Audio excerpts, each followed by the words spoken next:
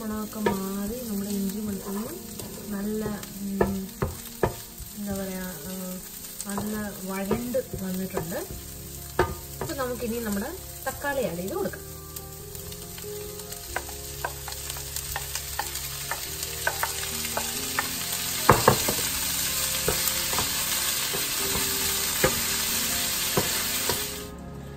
തക്കാളി നന്നായിട്ട് വഴണ്ട് വരുമ്പോഴേക്കും നമ്മുടെ മസാലാസ് ആഡ് ചെയ്ത് കൊടുക്കാം.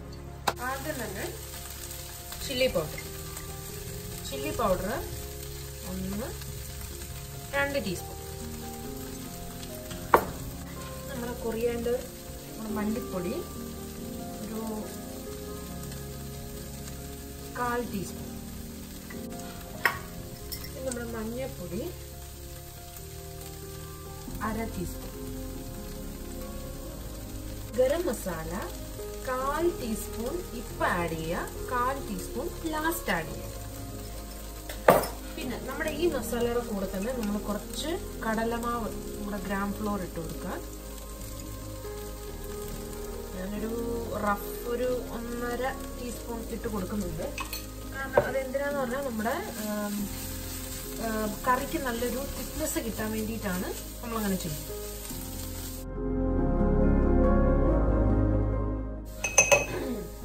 ഈ ഒരു പോയിന്റിൽ നമുക്ക് കുറച്ച് ഉപ്പ് ആഡ് ചെയ്ത് കൊടുക്കാം.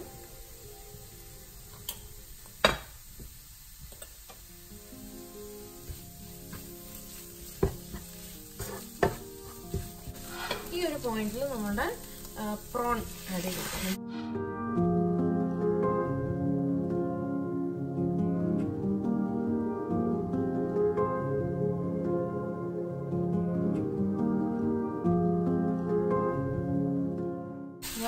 നമ്മുടെ പ്രോൺ നന്നായിട്ട് നാരങ്ങ വെള്ളവും നമ്മുടെ ഒരു 1/2 നാരങ്ങ പിഴിഞ്ഞൊഴിച്ച് ഉപ്പൊക്കെ ഇട്ട് അതിൻ്റെ ഉളുമ്പുനാറ്റവും എല്ലാം മാറ്റിയിട്ടാണ് കുക്ക് ചെയ്യാനായിട്ട് നമ്മൾ എടുത്തിരിക്കുന്നത്.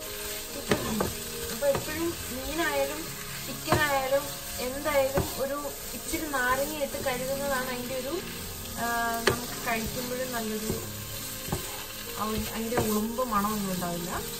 പാല് ഒഴിച്ച് കൊടുക്കാം. ഞാനിവിടെ തേങ്ങാപ്പാലല്ല യൂസ് ചെയ്തിരിക്കുന്നത് കേട്ടോ, ഞാനിവിടെ സാദാ പാലാണ് യൂസ് ചെയ്തിരിക്കുന്നത്.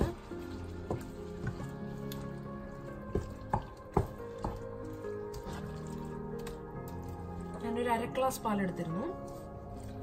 കുറച്ചും കൂടെ നമുക്ക് ഗ്രേവി വേണമല്ലോ, അപ്പൊ ബാക്കി വെള്ളം ചേർത്ത് കൊടുക്കാം.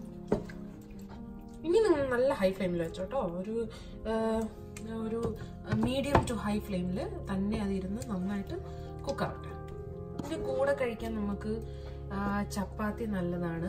പിന്നെ കൊറിയാണ്ടർ റൈസ് ഇല്ലേ, ഞാൻ നിങ്ങളെ കാണിച്ചിട്ടുണ്ടായിരുന്നു. ഹൈദരാബാദി ചിക്കൻ കറി വെച്ചപ്പോൾ കൊറിയാണ്ടർ റൈസ് എങ്ങനെയാണ് വെക്കുന്നതെന്ന് ഞാൻ കാണിച്ചിട്ടുണ്ടായിരുന്നു. അപ്പോൾ കൊറിയാണ്ടർ റൈസ്, റൊട്ടി, ചപ്പാത്തി, പൂരി, പിന്നെന്താ പൊറോട്ട, ഇങ്ങനെയുള്ളതെല്ലാം ഈ കറിയുടെ കൂടെ സൂപ്പറായിട്ട് ഏറ്റവും ബെസ്റ്റ് കൊറിയാണ്ടർ റൈസാണ്. ഏറ്റവും ബെസ്റ്റ് കോമ്പിനേഷൻ എന്ന് പറയുന്നത് കൊറിയാണ്ടർ റൈസാണ്. ഒരു മീഡിയം ഫ്ലെയിമിൽ വെച്ചാൽ മതി കേട്ടോ ഇനിയിപ്പോൾ, കാരണം അത് നന്നായിട്ട് അതിൻ്റെ ഫ്ലേവറൊക്കെ ഒന്ന് ഇറങ്ങി അതൊന്ന് കുക്കാവട്ടെ.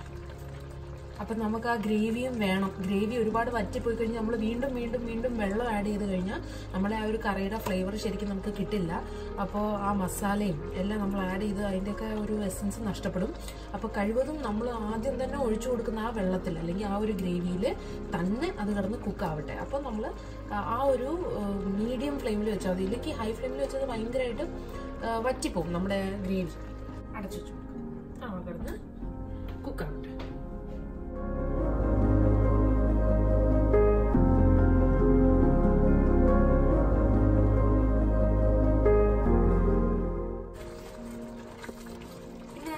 നമ്മുടെ പ്രോണിൻ്റെ ഒരു കുക്കിംഗ്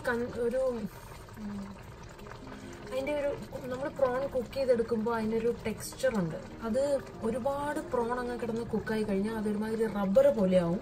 അങ്ങനെ നമുക്കാകരുത്. അങ്ങനെ ആയാൽ ആ പ്രോണിൻ്റെ ടേസ്റ്റും കൂടി പോവും. അപ്പം നമ്മൾ അതിനൊരു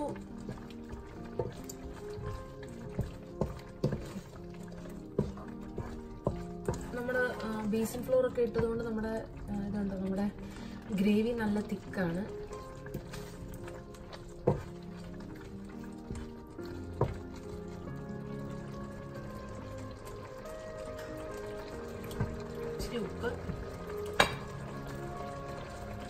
ആവശ്യത്തിന് ഉപ്പ് ആഡ് ചെയ്ത് കൊടുക്കുക. അപ്പോൾ ഈ ഒരു പോയിന്റിൽ കുറച്ച് മല്ലിയില ഇട്ട് കൊടുക്കുക. അതെന്തിനാന്ന് പറഞ്ഞാൽ ആ മല്ലിയിലയുടെ ഫ്ലേവർ ആ കറിക്കകത്തോട്ട് ഒന്ന് ഇറങ്ങാൻ വേണ്ടിയിട്ടാണ് നമ്മൾ അങ്ങനെ ചെയ്യുന്നത്. ഇത് ഗാർണിഷിംഗ് അല്ല കേട്ടോ, ഗാർണിഷിംഗ് നമ്മൾ സെപ്പറേറ്റ് ചെയ്യുന്നത്. ഇത് ജസ്റ്റ് നിങ്ങൾക്ക് മല്ലിയിലയുടെ ഫ്ലേവർ ഇഷ്ടമല്ലെങ്കിൽ ഇട്ട് കൊടുക്കണം കേട്ടോ. ലാസ്റ്റ് ഗാർണിഷ് ചെയ്യാൻ വേണ്ടിയിട്ട് വല്ലതും മാത്രം ഇട്ട് കൊടുത്താൽ മതി. ഇവിടെ മല്ലിയിലയുടെ ഫ്ലേവർ ഭയങ്കര ഇഷ്ടമാണ്, അതുകൊണ്ടാണ് ഞാൻ മല്ലിയില ഇട്ട് കൊടുക്കുന്നത്. അപ്പോൾ സൈഡ് ബൈ സൈഡ് നമ്മുടെ കൊറിയാണ്ടർ റൈസും കൂടെ നമുക്ക് പ്രിപ്പയർ ചെയ്യാം.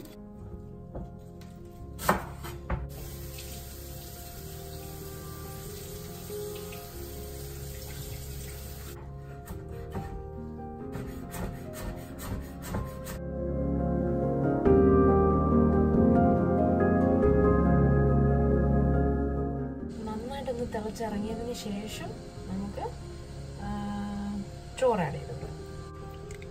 ഇപ്പോഴേ നമ്മുടെ മല്ലിയില ആഡ് ചെയ്ത് കൊടുക്കരുത്. നമ്മുടെ ചോറൊന്ന് ഹാഫ് കുക്ക് ആയതിനു ശേഷം മാത്രമേ മല്ലിയില ആഡ് ചെയ്ത് കൊടുക്കാവൂ. കാരണം ഈ മല്ലിയിലയുടെ പച്ച കളറ് ഈ വെള്ളത്തിനകത്ത് ഭയങ്കരമായിട്ടും പിടിക്കും. അങ്ങനെ നമുക്ക് വേണ്ട. നമുക്ക് അവിടെ ഇവിടെയും കുറച്ച് മല്ലിയില ഇങ്ങനെ വാടിക്കിടന്നാൽ മാത്രം മതി. അപ്പോൾ നമ്മുടെ വെള്ളം ഒന്ന് തിളച്ച് വരുന്നുണ്ട്, നമ്മുടെ റൈസ് ആഡ് ചെയ്ത് കൊടുക്കാം.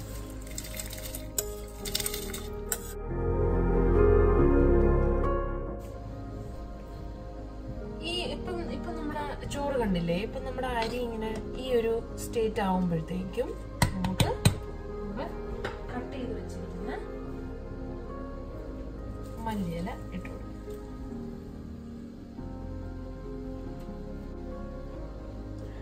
അപ്പൊ നമ്മുടെ പ്രോൺ ഇങ്ങനെ ഇവിടെ മാറി ഇങ്ങനെ ഇരിക്കുകയാണ്.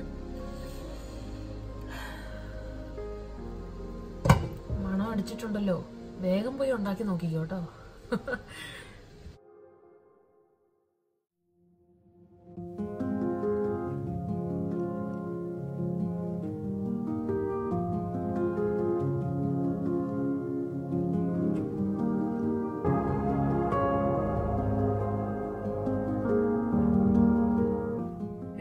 ചോറ് കുക്ക് ചെയ്ത് കഴിഞ്ഞാൽ കുറച്ച് നമ്മൾ കറക്റ്റ് പാകത്തിനാണ് നമ്മൾ കുക്ക് ചെയ്തെടുക്കുന്നതെന്നുണ്ടെങ്കിൽ കുറച്ച് തണുത്ത വെള്ളം മുകളിൽ കൂടെ ഒഴിച്ചു കൊടുക്കുക. ഇല്ലെങ്കിൽ ആ ചോറ് വീണ്ടും ഇരുന്ന് കുക്കാവും.